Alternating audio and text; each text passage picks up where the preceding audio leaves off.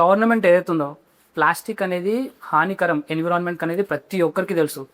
Normal individual ప్రజలకి తెలుసు, పొలిటీషియన్స్కి తెలుసు, లీడర్స్కి తెలుసు, ప్రతి ఒక్కరికి తెలుసు. దాన్ని కంప్లీట్గా బ్యాన్ చేస్తే అయిపోతుంది కదన్న. అప్పుడు వాళ్ళకి యూసేజ్ అయితే ఫస్ట్ ఆప్షన్ ఇవ్వకపోతే ఎందుకు బ్యాన్ చేస్తారు శివ? మళ్ళీ చెప్తున్నాను, ఎట్లా బ్యాన్ చేస్తారు? ఆ ప్లాస్టిక్ అమ్మేటువంటి యాజమానులందరూ కూడా ప్రభుత్వానికి, రాజకీయ పార్టీలకి డబ్బులు ఇస్తారు. వాళ్ళందరికీ కమిషన్లు ఉంటాయి. ఎలక్షన్లు, సెలక్షన్లు, కమిషనే కదా ఈ దేశంలో ఉన్నటువంటి. 76 సంవత్సరాలుగా భారతదేశంలో జరిగిన అభివృద్ధి ఏంది? 76 సంవత్సరాలుగా ఈ దేశంలో ప్రజలకు కావాల్సింది ఎవరైనా ఇచ్చారా? ప్రజలు అడిగారా?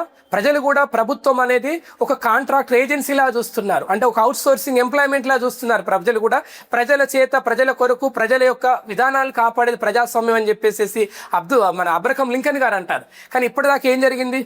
ప్రభుత్వం అనేది మనకు సంబంధం లేదు అంటారు. అందుకే కదా ఈరోజు చూడండి, చాలా మంది రైల్వే స్టేషన్కి వెళ్ళి చూడండి ఎంత నెగ్లిజెన్స్ ఉంటుంది. అక్కడే దీన్ని అక్కడే కక్కి అక్కడే గలీజ్ చేస్తారు. ఇది నా ప్రాపర్టీ, ఇది నా ఇల్లు, ఇది నేను కట్టిన పన్నులతో అని చెప్పి ఒక్కడైనా ఆలోచిస్తాడా? ఆ మార్పు రావాలంటే ఏం చేయాలన్న? నీ నుంచే మొదలు కావాలి, నా నుంచే మొదలు కావాలి.